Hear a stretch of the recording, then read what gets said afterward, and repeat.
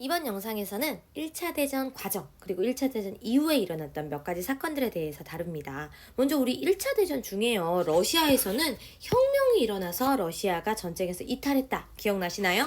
그러면 러시아에서 도대체 무슨 일이 있었던 건가 좀 더 자세히 알아보도록 할게요. 먼저 러시아에서 혁명이 일어난 이유는요. 여러 가지입니다.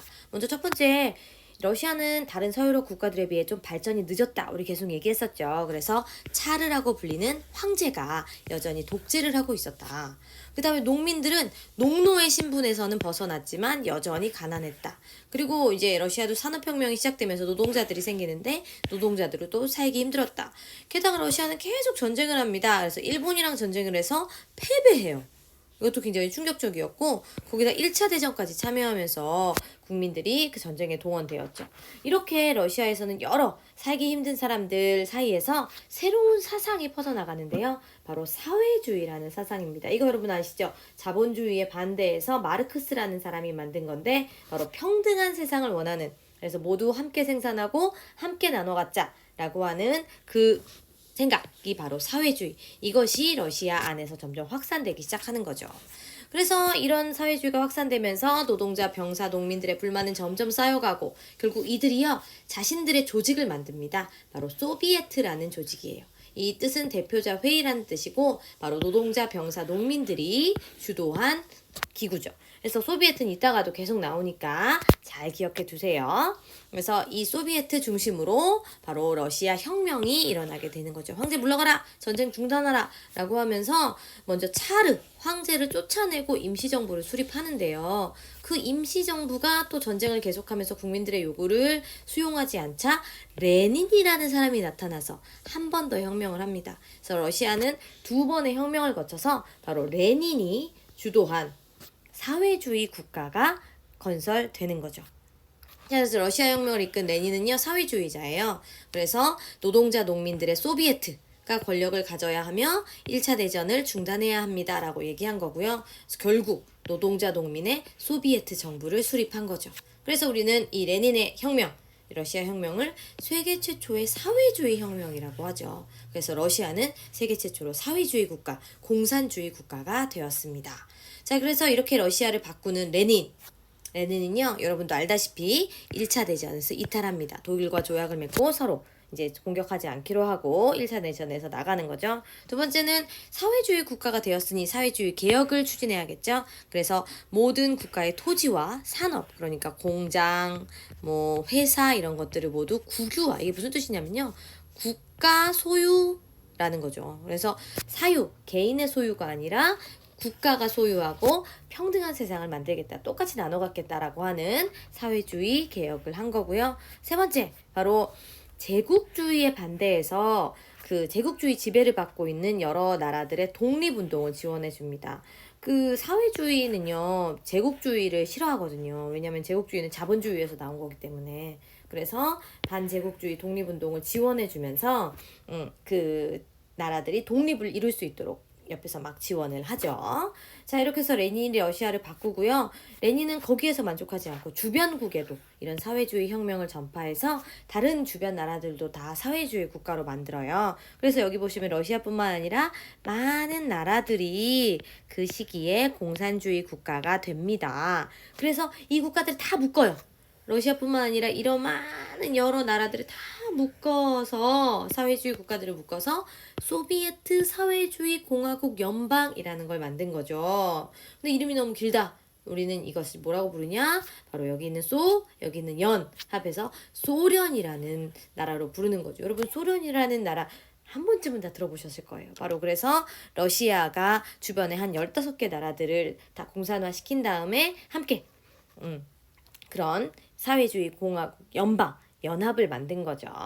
물론 지금은 해체됐습니다. 그래서 다시 다 각각의 나라들로 독립을 했죠. 자, 그래서 레닌의 묘 또 지금 모스크바에 가면 있고요. 그래서 러시아 혁명 여러분들이 공부하셨습니다. 레닌이 죽고 나서는 스탈린이라는 사람이 계속 그 러시아의 사회주의 국가를 이어가게 되죠. 자, 다음은요.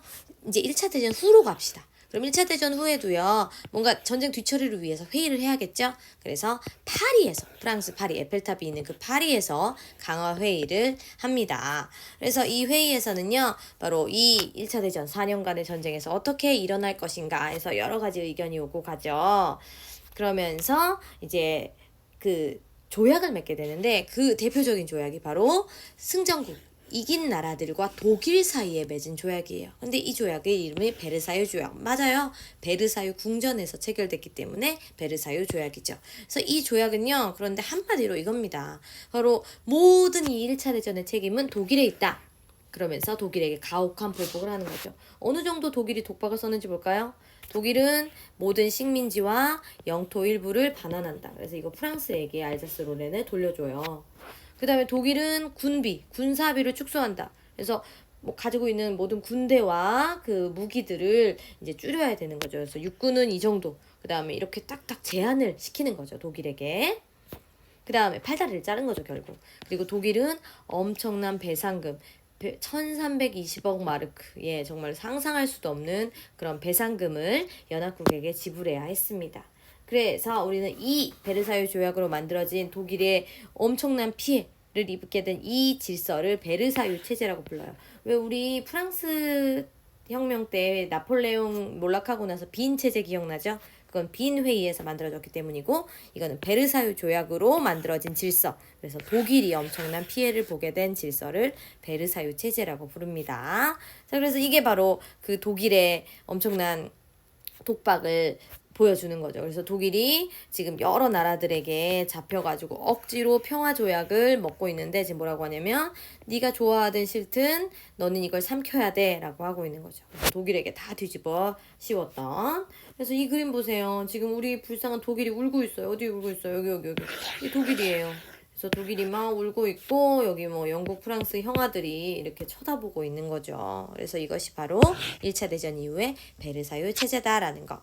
자, 그 다음에 다시는 이런 전쟁이 있어서는 안 되겠죠. 그래서 평화기구를 만듭니다. 바로 국제연맹이라고 하는 기구가 창설되는데요. 사실 이 기구는 평화를 지키지 못했죠. 여러분도 알죠? 왜냐? 바로 2차 대전이 다시 일어나기 때문인 거죠. 그래서 국제연맹은 사실 평화를 지킬 수 있는 힘이 없었습니다. 그래서 2차 대전이 결국 일어나게 되고 없어지죠. 세 번째, 그런데 이렇게 1차 대전이 끝나도 여전히 식민 지배를 받고 있는 나라들이 있습니다. 그래서 그 나라들 사이에서는 우리 독립을 해야 되는데 막 이런 생각을 하겠죠? 그런데 바로 이런 소식이 들리는 거예요. 아까 그 1차 대전을 뒤처리하기 위해서 열렸던 파리 강화 회의에서 민족 자결주의라는 것이 나왔다더라. 그런데 이 민족 자결주의가 뭐냐면요. 바로 이겁니다. 민족이여 모두 스스로 운명을 결정해라. 바로 각 민족은 각가의 운명을 스스로 결정해라. 즉 식민 상태에 있다면 독립해라라는 거죠. 그래서 이 이야기를 듣고 여러 나라들이 희망을 가지고 적극적으로 독립운동을 합니다. 그래서 나온 게 바로 한국의 3.1운동이죠. 그래서 일본의 지배에서 벗어나기 위해서 민족 자결주의의 소식을 듣고 3.1운동을 일으킨다는 거. 그 다음에요. 이 1차 대전 이후에 일본이요. 중국 침략을 이제 본격적으로 시작해요. 한국은 이미 식민지배 했으니까 이제 중국까지 넘보는 거죠. 그래서 중국의 막 이권을 침탈하고 그러거든요. 그래서 중국에서도 독립운동이 일어나는데 그 운동 5월 4일 날 시작됐기 때문에 오사운동이라고 불러요. 우리랑 거의 2달 차이죠. 그래서 중국에서도 이런 오사운동이 일어난다는 거. 근데 여러분, 이 민족자결주의는 사실은 전쟁에서 진 나라, 패전국의 식민지에만 적용되는 거였어요. 근데 일본은요, 1차 대전에선 승전국이거든요. 영국 편에 붙었어요. 그래서 승리했어요. 그렇기 때문에 일본의 승전국인 한국이나 중국은 뭐 어떻게 할 수가 없었던 거죠. 근데 우리는 그걸 모르고 민족 자결주의 그러면서 이런 독립의 꿈을 꾸었던 겁니다. 자, 그 다음에 인도도 마찬가지예요. 영국이 인도를 지배하고 있는데 사실은 1차 대전 때 영국은 인도야 너네가 우리를 전쟁 때 도와주면 우리가 너희 독립시켜줄게 약속했거든요. 근데 그 약속 지키지 않았고 계속해서 인도를 강압적으로 지배하는 거죠. 그래서 바로 이분이 나섭니다. 그래서 간디의 독립운동은요. 이것이 특징이죠. 바로 폭력을 쓰지 않고 영국에게 복종하지 않는 것으로 뭔가 독립을 계속해서 요구하는 거죠. 자, 그러면 간디의 비폭력 불복종 운동은 어떤 운동이었을까? 바로 물리적 수단이 아니라 의지를 보여주자라고 해서 이렇게 얘기하죠. 자기 손으로 자기 옷을 만드십시오. 그래서 직접 간디가 물레를 돌려서 옷감을 만들고 있는 거예요. 그래서 영국 상품 사용하지 말고 우리가 우리 손으로 직접 만들어 쓰자라는 거.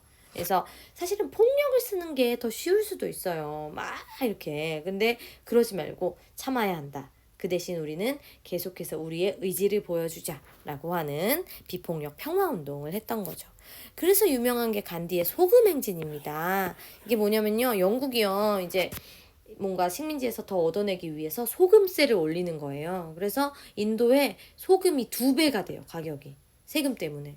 그러니까 이 간디가 이거에 저항해야겠다. 근데 평화적인 저항을 하려는 거죠. 그래서 소금을 빼앗는 것은 인도인의 생명을 빼앗는 것입니다. 라고 해서 그때부터 행진을 시작해요. 그래서 어떻게 하냐면 여기에서 출발해서요. 여기까지 바닷가로 가서 385km를 행진해서 바다에서 소금을 직접 채취하는 거죠. 그래서 뭐 계속 채취하는 건 아니겠죠. 그런데 어떤 상징적인 모습으로 이렇게 우리가 영국에게 저항한다. 그래서 우리 스스로 소금을 만들어내겠다. 그래서 영국이 매기는 그 세금에 저항한다라고 하는 거죠. 그래서 이렇게 바다에 도착해서 하는데 여기에 처음에는 한 70명이 함께 했대요. 근데 나중에는 정말 몇천 명이 함께 해가지고 함께 그 행진을 했다고 하죠. 그래서 이것이 이제 해외에도 보도되고 하면서 영국의 식민지배를 비판하는 사람들이 많아지고 그랬던 거죠. 자, 그래서 우리는 이렇게 여러 나라들이 1차 대전 이후에 민족자결주의 영향으로 독립을 꿈꾸는 운동을 했다는 거 얘기했는데요. 하지만 이런 운동으로 어느 나라도 독립을 이루지는 못했어요. 그래서 다시 세계는 이제 2차 대전의 소용돌이 속으로 들어가게 된다는 거. 자, 그래서 우리는 다음 영상에서는 2차 대전을 공부하도록 하겠습니다.